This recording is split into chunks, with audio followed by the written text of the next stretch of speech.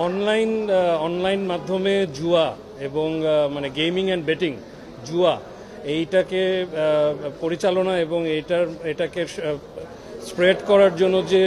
Celebrity তারকাদের কে ব্যবহার করেছে যে স্প্রেড করা এইটাকে চ্যালেঞ্জ করে আমরা হাইকোর্টে একটা জনস্বার্থের রিট দায়ের করেছি।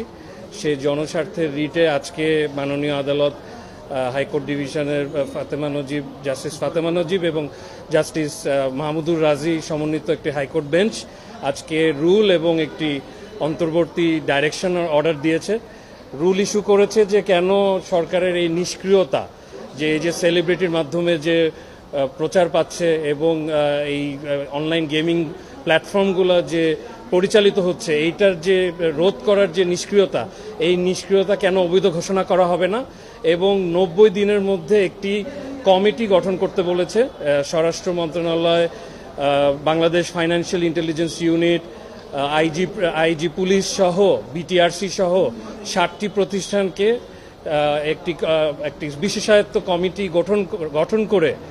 তারা একটি তদন্ত করে কারা কারা এটাতে ইনভলভ চিহ্নিত করে এটাকে কিভাবে নিষ্ক্রিয় করা যায় এফেক্টিভভাবে সেটার একটি তদন্ত রিপোর্ট 90 দিনের মধ্যে কোর্টে সাবমিট করার জন্য একটি অন্তর্বর্তী আদেশ প্রদান করেছে।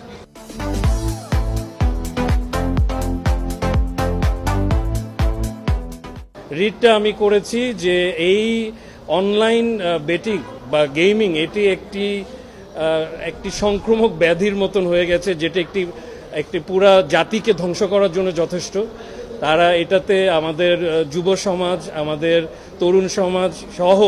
সবাই খুব খারাপভাবে অ্যাডিক্টেড হয়ে যাচ্ছে এবং এই অ্যাডিকশনটা বিভিন্ন রকমের ক্রাইমকেও আসলে প্ররোচিত করছে এবং এই যে টাকা, এটা একটা অনেক বড় একটা ইন্ডাস্ট্রিতে দাঁড়িয়েছে। 764 কোটি টাকা 2024 সালে এটার একটা ইনভলভমেন্ট ছিল, যেটা আপনার দেশের বাইরে মানি লন্ডারিং, দ্যাট ইজ আপনার পাচার হয়ে যাচ্ছে টাকা এবং বিভিন্ন রকমের ক্রাইমও এখানে ইনভলভ হচ্ছে। সেইটার জন্য জনস্বার্থে আমরা মনে করেছি যে এইটা আদালতের নজরে আনা উচিত, যাতে আমরা আমাদের জেনারেল সিটিজেন্স এটা একটা প্রোটেকশন পাই।